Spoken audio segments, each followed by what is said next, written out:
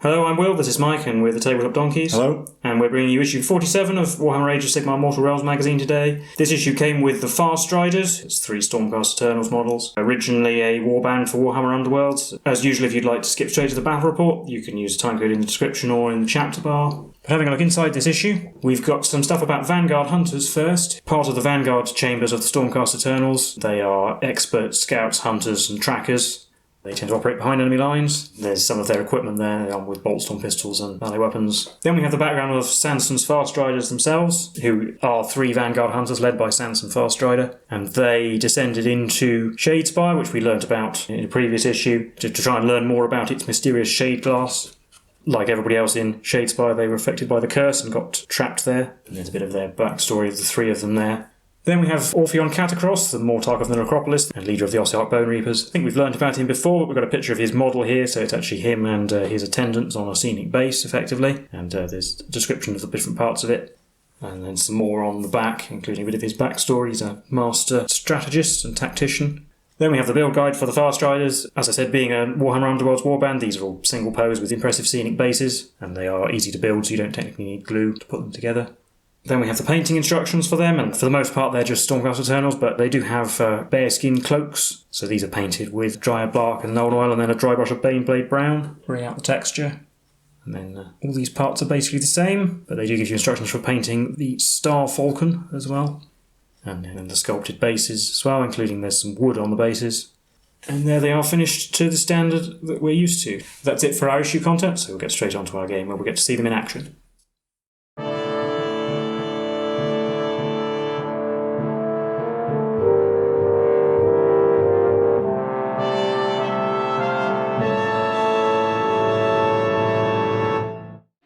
So before we can get into our game for this issue, we've got to look at the war scroll for our new Farstriders unit. Pretty similar to the other Stormcast units, but you can see they have a 6-inch move, 9-inch range with their pistols, with 2 attacks each, hitting on 3s and wounding on 4s. Then 2 of them have axes, which have 2 attacks, hitting on 4s and wounding on 3s, and then 1 has a sword, hits on 3s and wounds on 4s. Also note that Sanson Farstrider, so he's the one with the bird, gets an extra attack with his axe in melee. And then for their abilities, they have an ability called Astral Compass, which makes use of a battle trait, which you haven't learned about yet, called Signs of the Storm, which essentially allows Stormcast units to be deployed outside the battlefield. In the case of the Farstriders, instead of setting up the unit more than 9 inches away from an enemy unit, you can actually set them up within 9 inches, but still more than 7 inches of the unit, as long as they're within 6 inches of one of the table edges. And then Sanson's Star Falcon. Effectively, you choose a unit at the start of the shooting phase within 18 inches of Sanson, and then on a 4+, that unit suffers a mortal wound as the Star Falcon attacks them. And then their Tireless Hunter's ability allows them to run and still shoot in the same turn. But if they retreat, they still can't shoot though, even if they run while retreating. And here we have examples of these abilities. So the Star Falcon and Tireless Hunter's abilities are pretty simple. Explains the Astral Compass, explains how to use it here. It does say that battle traits will be introduced in a later issue, so presumably they intend you to be able to use it with the Farstrider, so we might use it in this game. We'll see. It really depends on how William decides to deploy them. Before we head into the game, we've got a little bit of fiction about. This is actually basically just recapping the story so far. So it talks about the Nighthaunt on Shyish fighting the Stormcast Eternals over the Amethyst Stave, but the stave was eventually destroyed. But the Riot Green escaped with a gem to the Realm of Life, where the Nighthaunt were tracked down again, and the gem ended up being shattered, and now Nagash has sent his forces to the Realm of Metal to recover the Realmstone Chamonite, and the Stormcast are once again fighting them. So here we have the background of how the two forces are at this point. So you can see that it talks about how Lady Orlinda's forces are entering the Realm of Metal, and so far her lieutenants are leading the charge, and the Stormcast Eternals led by Zandra Agibolt and Boreas Glory Mantle and all the other heroes are trying to defend the Sigyorn. And then we have a map showing some of the areas we've fought over so far. So we have the Ark, the Burnished Path, and the Glitter Mine as well. And so you can see where they are in relation to each other. So we can finally get to our battle plan, hunting for Chamonite. So the Stormcast Eternals are sending out scouting parties to try and secure reserves of Chamonite before the Nighthaunt can plunder them. And this is one such scouting party. look at our battle map. There are 2 objectives on the just the Realm of Metal board on its own. For our armies, we have a Spirit Torment, a Dreadblade Harrow, 2 Chain Ghasts and 15 Chain Rasps for the Nighthaunt. Facing off against the Night Azeroths, 3 Prosecutors, the new Farstriders and 5 Liberators. The game will last for 4 battle rounds. We set up the Fallen Sigmar statue where it goes in the centre of the board, and we're actually going to roll off on the terrain table for a random effect again, since we don't have a war score for it. We deploy 1 at a time, alternating, beginning with the Stormcast player. It doesn't say who goes first in the first battle round, so we're going to roll off, and if it's a tie, I think last time we did this, we just rolled off again, but according to the core rules, it's whoever finishes deploying first will get to choose, and we're going on victory points again. It's the same as it has been for the previous games. Add up the number of wounds characteristics of enemy models slain during the battle round, and whoever has the highest total scores 2 victory points and 1 victory point if it's a tie, and at the end of each battle round, the player who controls the most objectives scores 3 victory points, and if it's a tie, we get 1 victory point each. And unlike the last game, you hold objectives behind the most models within 3 inches of them, rather than 6 inches as it was in the previous game. So the rules on the battle plan supersede the rules from the core rules. So we'll quick set up the battlefield and come back after we finish deploying. So we finished deploying, we have the Sigmar statue. We set it up the way they tell you to set it up in the build guide, but it doesn't actually match the mat, but just ignore that.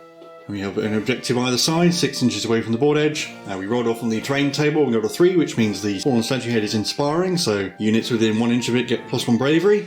We'll go over the Stormcast deployment, so we'll look at the things that are actually on the board first. Yeah, so we've got the line of Liberators there, and the Prosecutors at the back because they're a bit faster, and the Night Azeroth, who's facing the wrong way because he has obnoxious wings that don't fit nicely in deployment.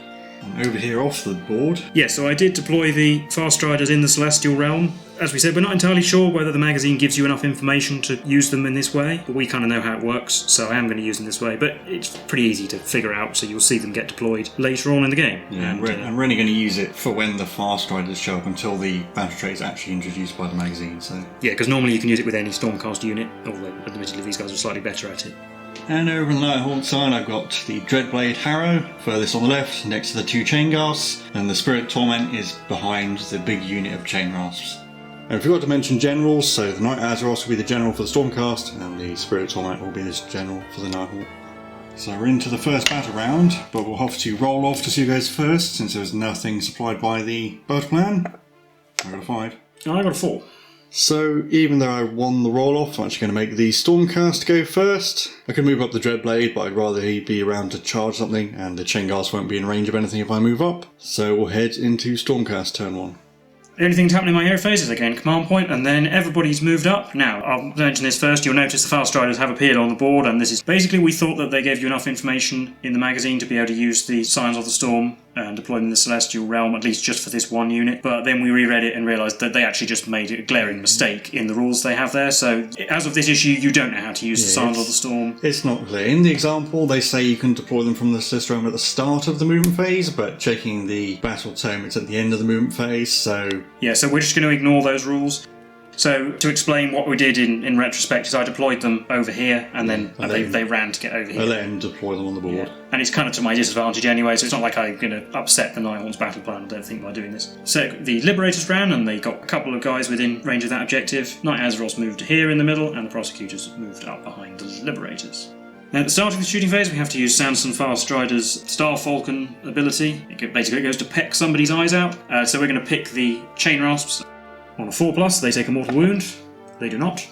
And then their pistols are not in range, but the Prosecutors are in range to throw hammers. They're also going to throw at the Chain Rasps. 6 shots, hitting on 4s, but re-rolling 1s. We've got a 1 to re-roll into a miss, so 3 hits. Wounding on 4s as well. 2. 5+ saves for Chain Rasps. Fail both, so that's 2 dead Chain Rasps. These 2 away to make the Spirit Torment's life easier. But that'll be it, no charges, so that'll be the end of the turn, on to Nighthaunt turn 1. So I gain a command point in my hero phase. In my movement phase, the Chain Rasps and the Spirit Torment are going to move up, staying 8 inches away from the Night Azeroth. And over at the other end, the Chain Ghasts are going to move up, still within 12 of the Spirit Torment, and the Dreadblade Harrow is going to move up a little bit as well. And he's going to be just within 3 inches of that objective to hold it, so he'll be tied on objectives at the moment. And then it'll be on to the shooting phase, where the Chain Ghasts will shoot at the Farstriders. So we have 2d3 shots, 3 hitting on 4s, re-rolling 1s. Ooh, they all hit. So 3 hits, wounded on 3s, getting 2. Rends -2. So 6 is the save. Nope, 2 damage. Yeah, so one of the Farstriders will die. We're going to kill this one with the sword because that means that the melee attacks are easier because they both have the same weapon. So it's Elias Swiftblade, he dies. I don't think I'm going to declare any charges. I need the Dreadblade to hold that objective, and basically if I charge the Chain Master, I'm just going to charge all the Stormcast at once, and they won't be within 12 of the Spirit Torment. So that will be the end of the turn. So it'll be the end of the battle round, where we hold 1 objective each, and we both killed 2 wounds worth of models, so we get 2 victory points each. So we're on to battle round 2, rolling off to see who gets to go first. I get a 5. And I got a 1. So I'm going to take what I think is a risky option, but I'm going to choose to go first, so we'll head into Nighthaunt turn 2. So I've finished my movement. Down here we have the Chain Rasps and the Spirit Torment moving up, so the Chain Rasps kind of have to do this kind of wonky formation to stay 3 inches away. Over on the other side of the battlefield, the Dreadblade has moved up, so he's now 3 inches away from the Farstriders. And the 2 Chainguards are just going to move so that they are more than 8 inches away from the Knight Azeroth, holding within 12 of the Spirit Torment, but are holding that objective. And then they're going to shoot at the Prosecutors this time. 2d3 shots, 5, hitting on 4s, rerolling 1s, getting 4 hits, and wounding on 3s, getting 1. Still need a 6 to save. No. There we go.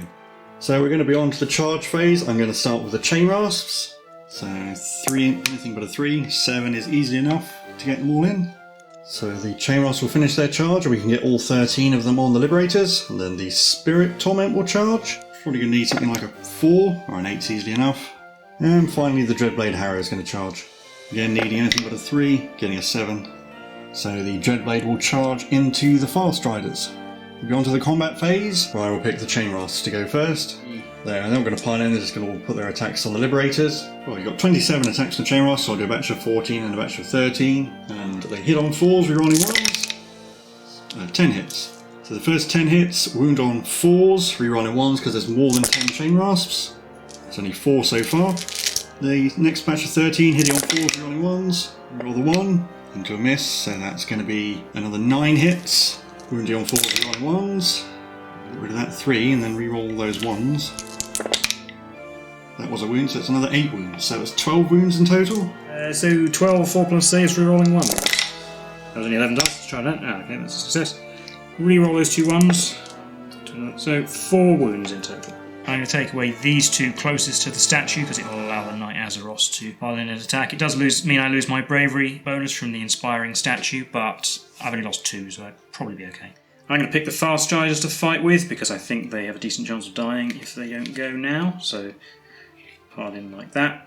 And they have 5 attacks between them, hitting on 4s. These are both axes, so 2 hits, and wounding on 3s, 1. 4 plus save for the Dreadblade. Failed, so he's down to 4 wounds. So I'm going to pick the Spirit Torment to go. He's not going to pile in because he's within 2 inches of the Knight Azeroth, who he will attack. He's got 3 attacks hitting on 4s, rerolling 1s. Reroll that 1. Into a miss. 2 hits, wounding on 3s. Oh, no wounds. I will do the Liberators next. They have 7 attacks hitting on 4s. That's 4 hits. Wounding on 3s. That's 3. 5 plus saves for Chain Rasps. Failed them all. 3 dead Chain Rasps. So I'll take away these 3 at the bottom. And then the Dreadblade gets to go. So the Dreadblade has 3 attacks, hitting on 3s, rerolling 1s. Get that one in the box.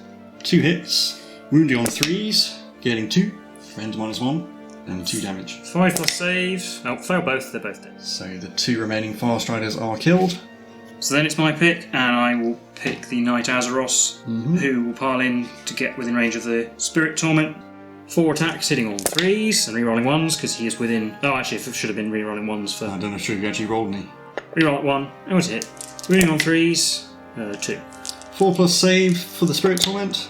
Oh, actually made a save, so he's down to 4 wounds as well. And then I do get to pick the Prosecutors. They can't attack because this guy here was closest to the Dreadblade Harrow. So basically this guy wasn't able to pile in round to the Chain Rasps, but he also can't pile in this way. So I have just piled them in, spaced them out basically as much as I can, moving this way ever so slightly. Yeah, and then it'll be on to the Battleshock phase. So this time the Battleshock phase, I killed more than 3 Stormcast this turn, so I'm going to bring back D3 Chain Rasps with the Spirit Torment for 2. So I'm going to put them in both here, so they are both in range, and this one's going to be in range of the objective, hopefully. And then the Liberators will have to make a battle shock test because they took 2 casualties and they aren't within range of the inspiring fallen head anymore. But I will just use my command point because I don't really have any other use for it at the moment. Yeah, can't really afford to lose another model. So we'll be on to Stormcast turn 2. So in my hero phase I gain a command point, and then the Knight Azeroth is going to use his Light of Aesir Lantern, so every Nighthaunt within 8 inches takes D3 mortal wounds. We'll start with a Chain Rasp, I suppose. 3. Mm-hmm. Spirit Torment, 2. Down to 2 wounds. And the Dreadblade Arrow, 2. Down to 2 wounds as well. I'm going to retreat with the Prosecutors and I'm going to run, and we'll show this on camera because it might be an important roll. So 2 inches, I'm going to measure that. And yeah, that's easily enough to get them over here, and they're going to be holding this objective now because they have 3 models on it, and I only have 1. But they can't shoot, so we'll be straight to the combat phase. And I'm going to pick the Liberators to fight first.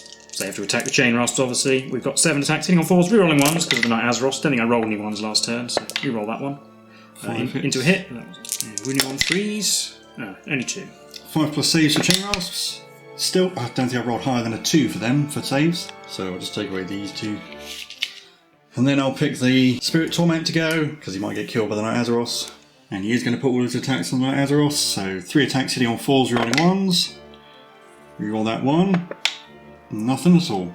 And we will put the Knight Azeroth's attacks on the Spirit Torment, because if I could kill him, that will... He could just kill 1 Chain Rasp and then I win the points, but the Spirit Torment's quite useful, so... 4 attacks on 3s, rerolling 1s. 2s to go away, though. Wounding on 3s. Oh, just 1. He's going to live. He's not dead yet. And he made a save. Oh. So these 7 remaining Chain Rasps are going to go. Yeah, so this one can pile in around the Knight Azeroth to get within an inch of this one. So we have 15 attacks hitting on 4s, rerolling 1s. And reroll the single 1 into a hit at least. So we get 8 hits, which wound on 4s, getting 3. 4 plus saves, rerolling 1s.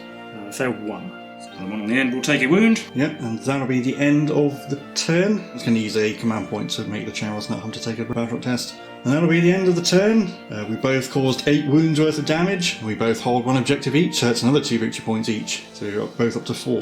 So we head into battle round 3. We're rolling off. 3. It's a tie, so I get to pick, and I'm going to go first. So I gain a command point and go back up to 2. No movement down here, everyone's going to stay in combat. Up here, the Chain Guards are going to move so that they're 3 inches away from the Prosecutors, and so is the Dreadblade Harrow. And then in the shooting phase, the Chain Guards are going to shoot at the Prosecutors. 2d3 shots for 6. Hitting on 4s, rerolling 1s. 2 hits. Come on. Wounding on 3s. 1. Needs a 6 to save. I did it again. In the charge phase, the Dreadblade is going to charge the Prosecutors. Yeah, that's easy enough. And I'll roll them now, because it's the same distance the Chain Guards are going to charge the Prosecutors as well. 5 is enough. Finishing the charges, the Dreadblade is actually going to move over them to the other side. And I'm going to pick the Dreadblade to go first, since he does 2 damage. So he's got 3 attacks, hitting on 3s, rerolling 1s, because of the Spirit Torment, 2 hits, and 3s, 2 wounds. 5 plus. Yep, double 6, oh dear. And then the Horse, 2 attacks on 4s, rerolling 1s, gets a hit, wounds on a 5, it does not. Yeah, I'll pick the Prosecutors because if I can kill a Chain Ghast, then I will actually hold that objective if I don't lose any more. Yeah. So we've got 7 attacks hitting on 3s, rerolling 1s in combat, in melee combat. Yeah. Only 4 hits. Wounding on 3s, 3. 4 plus saves. Oh, 1 died, so I'll take away that one. So I'm going to pick the Spirit Torment to go, and he's going to go for the Liberators because he is just within 2 inches of the prime there, over the Chain Rasps. He has 3 attacks, hitting on 4s, rerolling 1s, because of himself. Reroll that 1. Into a miss. 1 hit, wounds on a 3.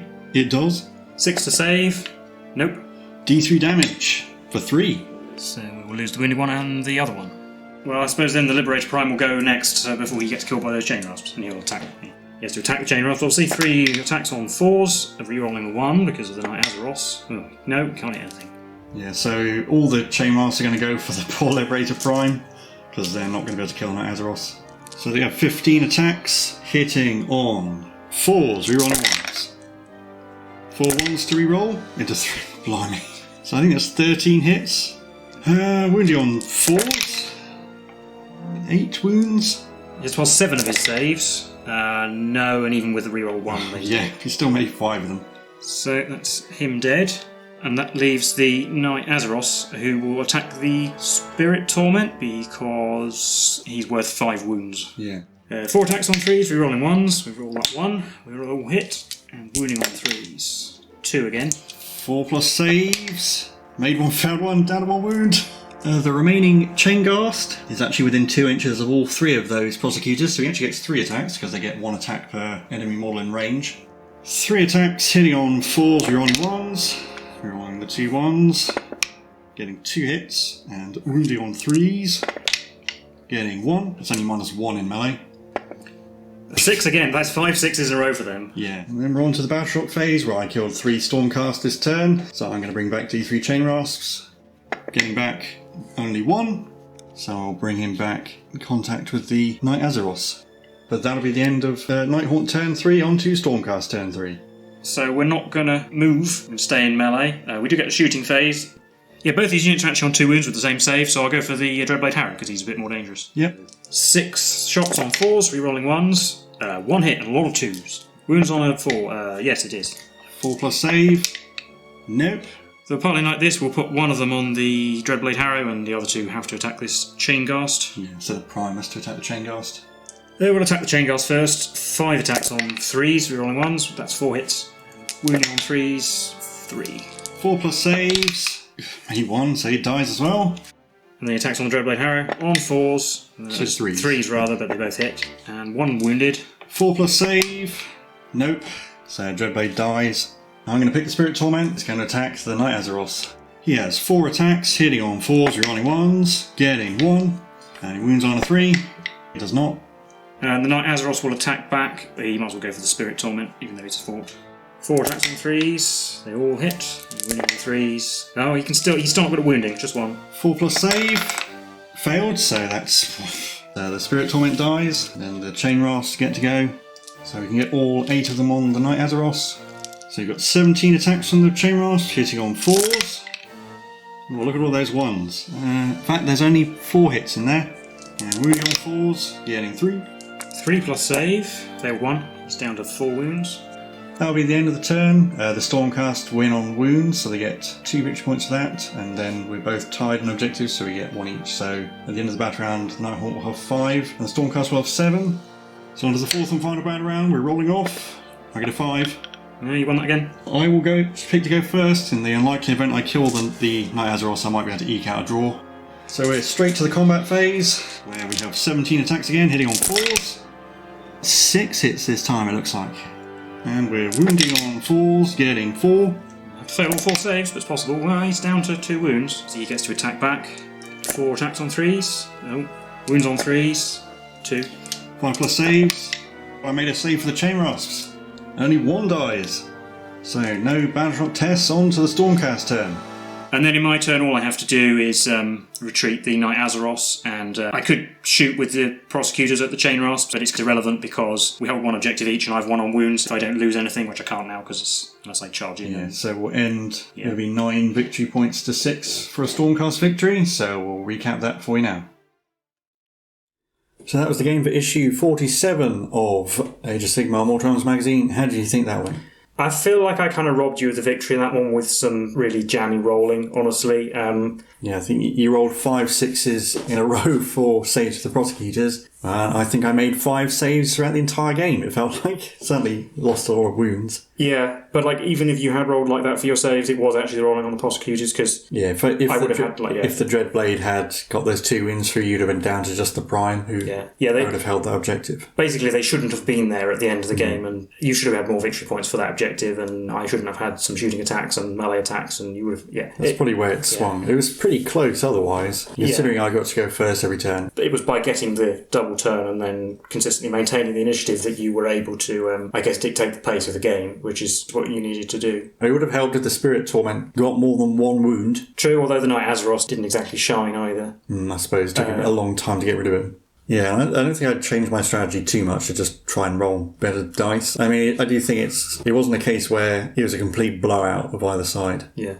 Well, I think, to be honest, you could probably just concentrate all your ranged firepower on the Chain Rasps if you got the choice, and then you'd probably win fairly easy, because Yeah, like in terms of pure damage output, I probably had more than you did. It was sort of striking in a way that your army kind of had one unit and then 3 different support units, which I think if you'd been picking this army yourself, you would have swapped at least one of those 3 units for something else. I think. It seems a bit weird having the chain gas when there's one unit of chain gas to actually support. And on a board this size as well. Yeah, on this, Probably would have swapped them for something else. And their shooting was... They killed a Farstrider, which was important because it tied us on wounds caused. That's true. They perhaps didn't do too badly. It was just the 6s again, yeah. But I suppose on the upside, the Prosecutors' miraculous survival meant they actually did something in this game. Yeah, I mean, you didn't need the Farstriders or the Liberators, really. No, the Prosecutors did all the damage, Just roll all your saves, and models never die. It doesn't matter what they are. Yeah, their ranged attacks did a bit of damage, and they did some damage in melee even. Well. Yeah, they actually beat the chain ghasts. Yeah, so Tabletop Donkey's top tip, roll 6s. Yeah, just roll good. Yeah. Doesn't matter what your strategy is. How to win games, roll well. Yeah, unfortunately the Farstriders, yes, you can blame New Moral Syndrome. They didn't do any damage with the bird. I think they did 1 wound with their axes. And they didn't get to shoot ever. Yeah, we're a bit confused about whether they can use their Astral Compass ability, because the magazine definitely gets it wrong as to how it is in the actual rules. Yeah, saying you do it at the start of the movement phase rather than the end, which it actually is. Yeah, it talks about Signs of the Storm and then doesn't really ever fully give you an explanation of how it works. It shows how Astral Compass works in addition to Signs of the Storm, but it doesn't tell you how Signs of the Storm works. And we did change our mind about it, but it probably wouldn't have made much difference to the game. I think on a board this size, I think the main issue would be just trying to find space to actually put them. But on a bigger board, it's definitely useful. I think actually the Farstriders, I guess, are kind of like an alternative to the Prosecutors, whereas you use the Prosecutors' speed to get them up the battlefield quickly. You deploy the Farstriders using Astral Compass to get them where you want them to be. I imagine using the Astral Compass ability would make them quite good, since you can technically deploy on your opponent's board edge, so if they leave any wizards or heroes behind, you might be able to deploy them in shooting range and start shooting at them, use them to snipe characters. And they've got 7 attacks in melee as well, so it's kind of respectable if your team is fighting something that's not too dangerous. And the ability to run and shoot means you can actually redeploy them, not as fast as Prosecutors obviously, but they're still pretty quick for Stormcast. Yeah, if it's on a board where it's spread out, you could use them to contest an objective and potentially get the upper hand in terms of objectives for a turn. Although, I guess they would need backup because they're not particularly tough. Yeah, they're not something you want to depend on to hold a key objective or anything. Because there are only 3 of them, and that's the downside of them over the regular Vanguard-Hunters, is there are only 3 of them, and you can't have more. Whereas Vanguard-Hunters, I assume, have a minimum unit size of 5. So looking at them up, Vanguard-Hunters can also have the Astral Compass if you have a unit of at least 5. So the only difference is actually the Star Falcon that Farstrider Which actually is it's not affected by Lookouts, so you could use it to nibble away at characters or... It's slightly less effective than Arcane Bolt in terms of how often it goes off, but you can't stop it. So, it's half a chance to do a mortal wound. It's not awful. I guess it's also interesting to note that they are a Warhammer Underworlds warband, similar to the Briar Queen and the Thorns and Stormcast Cursebreakers, but they're actually just a regular unit. It's not just a hero and his 2 chums. It's actually Unit 3.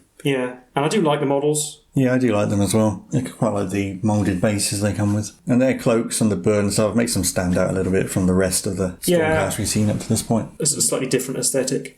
But otherwise, there isn't too much more to say about the new models or this game. So if you like this content, please leave a like and subscribe. If you have any comments on how the battle went, what you do differently, or if you've been playing these games, how you've been getting on. We've been the Tabletop Donkeys, and we'll see you in the next one. Bye for now.